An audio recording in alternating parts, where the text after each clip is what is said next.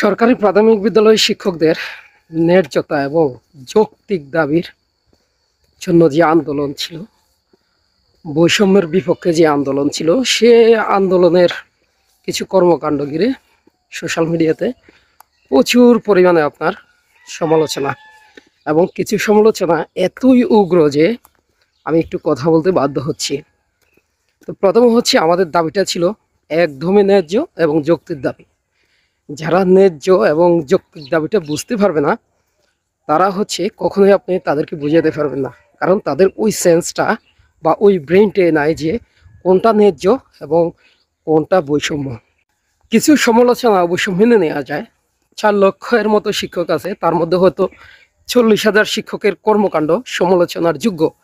যৌক্তিক সমালোচনা করলে সেটা মেনে নিতে পারে, কিন্তু এভারেজ যখন আপনি সমালোচনা করবেন এবং সেই সমালোচনার কোনো যৌক্তিকতা থাকবে না এবং উগ্রতার ভিত্তিতে সমালোচনা করবেন, সেখানে কিছু কথা থেকে যায়।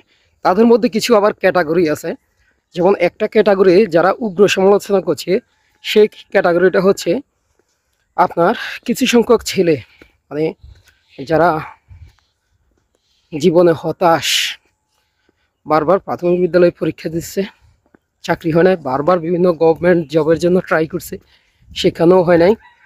কিছু সংখ্যক ছিল যারা হাটে মাঠে ঘাটে ঘুরে বেড়াতো, মাঠে গরু চড়াতো, তারপর হচ্ছে এই টিচিং করতো। ওই ধরনের কিছু ছেলেরা পরবর্তীতে তারা সমালোচক হয়ে উঠছে। কিছু আছে যে প্রাথমিক বিদ্যালয়ের শিক্ষক যে ম্যাডামরা ছিল, তাদেরকে বিয়ের জন্য প্রস্তাব দিছে, সে বিয়েতে রিজেক্টেড হয়েছে, তারা সমালোচনার ক্ষেত্রে অগ্রগামী। ঠিক একইভাবে মেয়েদের মধ্যেও যারা সমালোচনা করছে, তারাও সেম, মানে তারা একদিকে হচ্ছে কোনো ধরনের গভর্নমেন্ট জবের জন্য তারা যোগ্য না, দ্বিতীয়ত হচ্ছে তারা কোনো না কোনোভাবে প্রাথমিক বিদ্যালয়ের যে শিক্ষকদের কাছ থেকে রিজেক্টেড হয়েছে, সেটা বিয়ের ক্ষেত্রে হোক, প্রেমের ক্ষেত্রে হোক, রিজেক্টেড হওয়ার কারণে তাদের মধ্যে প্রচুর হতাশা জমছে, এবং সেই হতাশার পরিপ্রেক্ষিতে তারা এই উগ্র সমালোচনাটা করছে। আরেকটা পার্টি আছে যারা, তারা সরকারের বিভিন্ন ডিপার্টমেন্ট, সেটা পুলিশ ডিপার্টমেন্ট বলেন, প্রাথমিক বিদ্যালয় বলেন, তারপরে হচ্ছে ব্যাংক বলেন, মানে সব ক্ষেত্রে তারা যদি একটু সুযোগ পায়, তারা এতটাই উগ্র যে কমেন্টস করে।